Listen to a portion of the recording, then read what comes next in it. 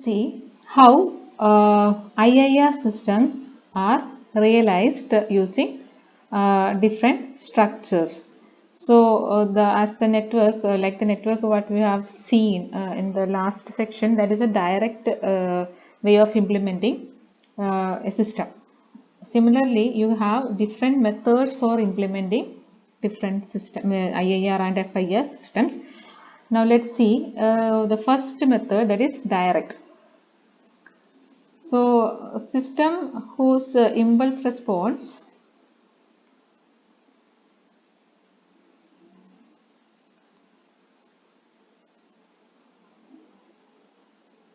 has infinite number of samples is known as IIR systems.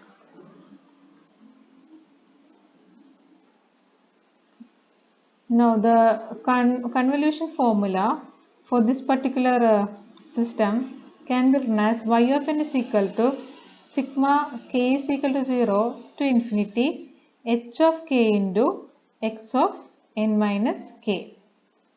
Now, this particular system is also known as a recursive system. Recursive system are those systems whose output y of n depends on present input and any number of past values of input and output. So, if you see here, this y of n is depending on x of n when k is equal to 0 and x of n minus 1, n minus 2, etc. when k is equal to 1, 2, etc. up to infinity. So, it is depending on present and past values of input. So, such a system is also known as a recursive system. So, I can say this is a recursive system. Okay. Now, let's see what is a transfer function representation of a IIR system. Now, we normally represent the transfer function of a IIR system as y of n is equal to minus sigma k equal to 1 to n a k y of n minus k plus sigma k is equal to 0 to m b k x of n minus k. This is general form of representation of IIR system. There is difference equation representation, general form. Now you take the Z transform for this particular equation. So y of n becomes y of z.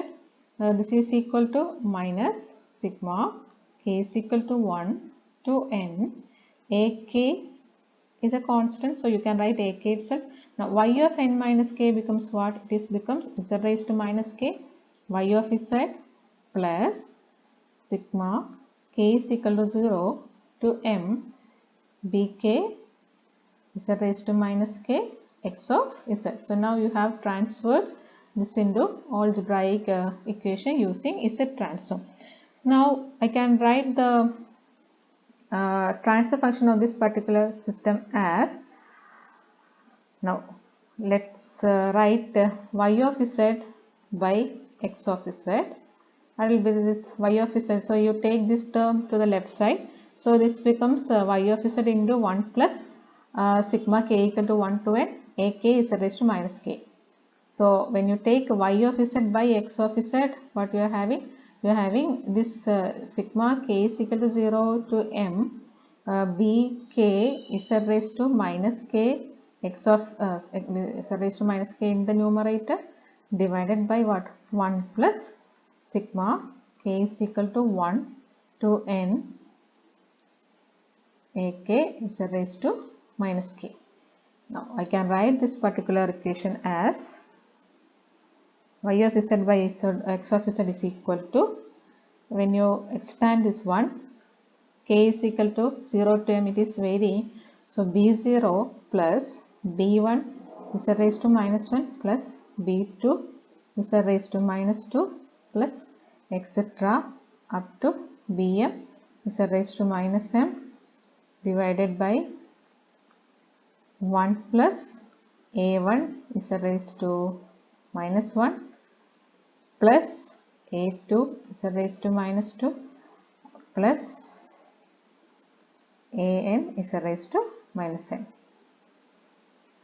Okay, so this is the transfer function representation of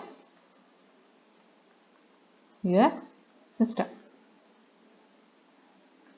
Now you can realize this general equation into a network using different structures.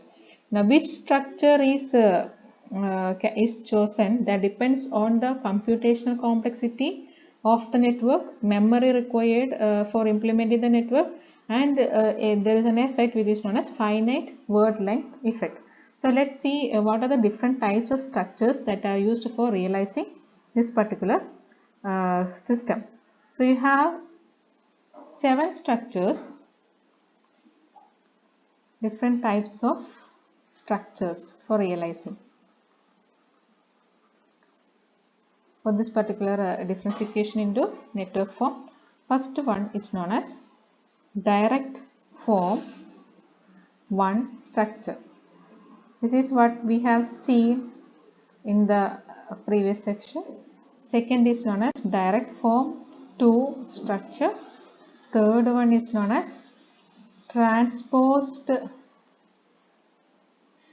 form structure. Fourth one, cascade form structure. Fifth one, parallel form structure.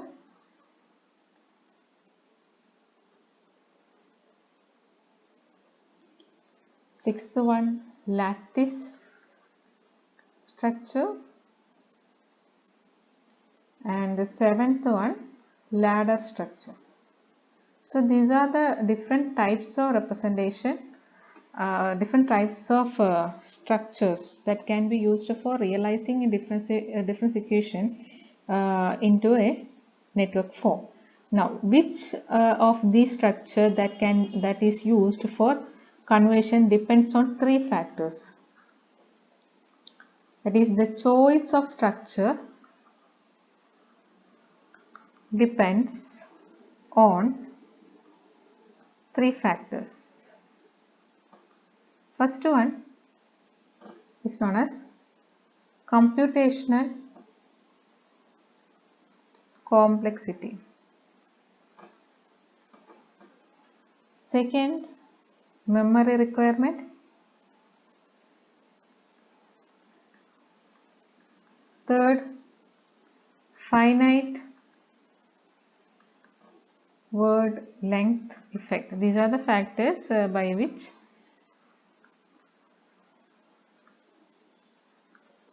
choice of this structure depends on. So now let's see the first one, that is how to represent this differentiation using direct form 1 structure.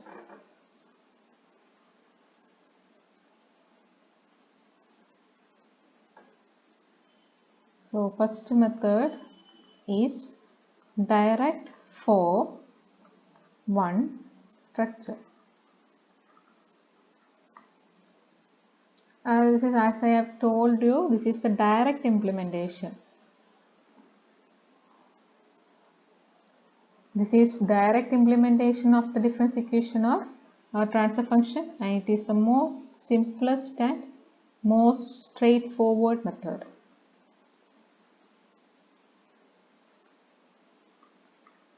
Yes, from the same equation, so I have written the general representation as y of n is equal to minus sigma k equal to 1 to n ak y of n minus k plus sigma k is equal to 0 to m bk x of n minus k. So when you expand, this is becoming, or let's write the z form directly.